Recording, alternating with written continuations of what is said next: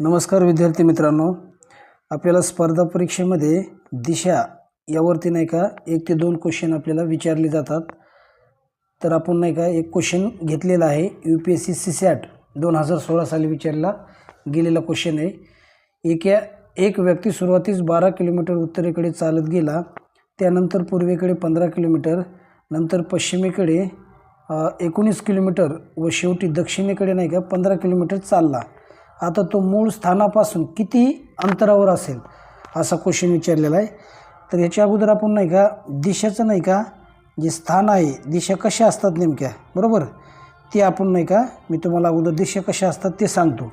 तर काय करायचं अशा प्रकारे रेषा ओढून घ्यायच्या, ह्या उपदिशा आणि मुख्य दिशा सर्व सांगणार आहे मी।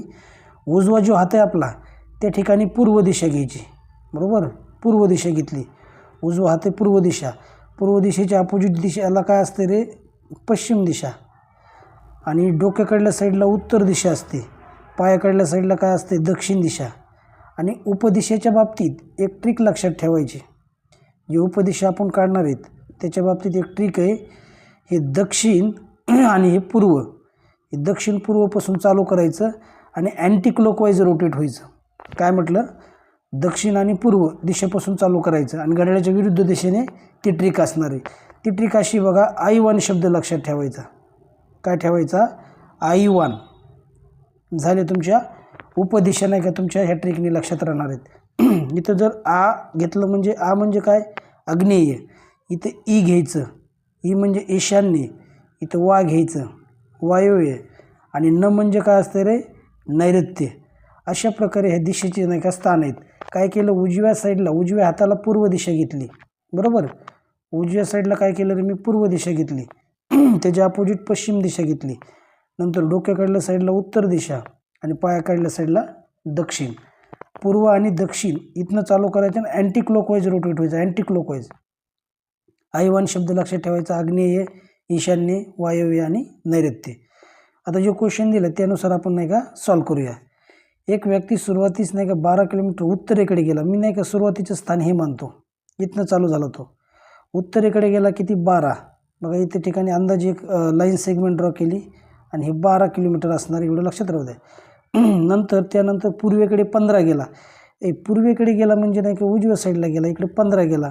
ही 12ची लाईन सेगमेंट आहे, त्याच्यापेक्षा मी थोडं अंतर जास्त ओढतो, एक अंदाजेच ओढले, परंतु 12पेक्षा लाईन सेगमेंट कसा असणार आहे, जास्त असणार आहे। पूर्वेकडे नाही का 15 किलोमीटर नाही का बरोबर। नंतर पश्चिमेकडे काय झालं रे, 19 किलोमीटर। आता पश्चिमेकडे म्हणलं नाही का डायरेक्ट ह्याच रेषाखंडावरून 19 किलोमीटर गेला। पश्चिम कुंकड असतं रे डावीकडे आपल्या, म्हणजे इथनं जे चालू झाला तर इकडं नाही का 19 किलोमीटर, म्हणजे थोडीशी ही रेषा वाढवतो, म्हणजे हे टोटल ओव्हरऑल किती असणार आहे, हे ओव्हरऑल असणार आहे 19 किलोमीटर असणार आहे, 19 km बरोबर। नंतर शेवटी दक्षिणेकडे नाही का 15 किलोमीटर चालला। आता तो मूळ ठिकाणापासून नाही का किंवा स्थानापासून किती अंतर असेल, म्हणजे पुन्हा दक्षिणेकडे 15 गेला आहे, म्हणजेच ही जी 12ची लाईन सेगमेंट ह्याच्यापेक्षा नाही का थोडी रेषा मोठी ओढतो। इथपर्यंत क्लिअर झालं, जे की नाही का हे 15 असणार आहे। आणि मला विचारलं आहे काय, मूळ स्थानापासून आणि जे शेवटचं स्थान आहे ह्याच्यामधलं डिस्टन्स विचारलं आहे मला, हे अंतर पाहिजे। एवढं झाल्याच्या नंतर बघा हे टोटल 19 आहे, इथून इथपर्यंत काय रे, इथून इथपर्यंत नाही का 15 अंतर आहे। 19मधून नाही का 15 जर गेले तर खाली किती राहिले रे, खाली राहिले 4, म्हणजेच इथून इथपर्यंतचा भाग किती असणार आहे, 4 नाही का किलोमीटरचा असणार आहे, इतका हे 4 असणार आहे। मग मला सांगा, मी हे जोडून जर असं घेतलं बरोबर, हे 4 आहे तर मग हे किती असणार आहे, 4, हे 4 झालं, एवढं क्लिअर झालं। आता हे टोटल इथून इथपर्यंत किती 15 आहे आणि इथून इथपर्यंत हे किती 12 आहे बरोबर। मग 15मधून जर हे 12 सबट्रॅक्ट केले, मला इथून इथपर्यंत डिस्टन्स निघणार, हे मधला गॅप। मग सांगा बरं 15मधून नाही का 12 जर गेले, खाली किती राहिले 3, मग एवढा गॅप इथून इथपर्यंत किती असणार आहे, 3चा असणार आहे।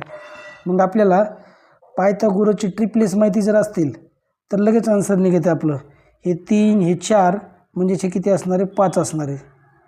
ओके, जर नाही का आपल्याला ट्रिपलेस माहीत नसतील, त्रिकुटे माहीत नसतील तर मग आपल्याला पायथागोरसचा थेरम यूज करावा लागणार आहे. कर्ण वर्ग बरोबर ते काय असते, उरलेल्या 2 बाजूंच्या वर्गांच्या बेरजे एवढा कर्ण असतोय. कर्णाचा वर्ग हा उरलेल्या 2 बाजूंच्या वर्गांच्या बेरजे एवढा असतोय बघा. त्यानुसार मी फाईंड करू शकतो. ह्याचा आन्सर काय असणार आहे? मग ह्याचा आन्सर असणार आहे ऑप्शन क्रमांक 1. आता जर हे त्रिकूट वगैरे माहीत नसतील, ट्रिप्लेस माहीत नसतील, तर मग कसं सॉल्व करायचं ते सांगतो बघा. एकच मिनिट.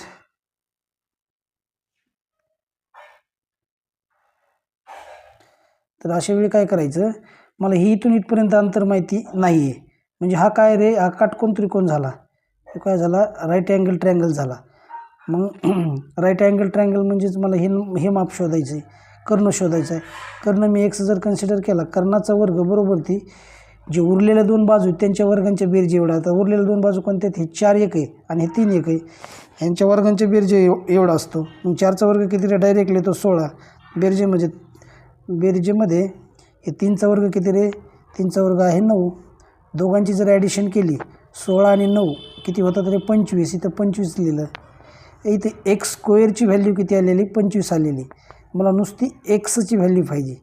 मग काय येणार आहे? टेकिंग स्क्वेअर रूट घ्यायचं, दोन्ही बाजूचे वर्गमूळ घ्यायचे. 25चं वर्गमूळ किती असणार आहे? 25चं वर्गमूळ किती असणार आहे? 5 असणार आहे. म्हणजेच मला तो त्रिकोणाचा कर्ण किती निघाला रे? 5 निघाला.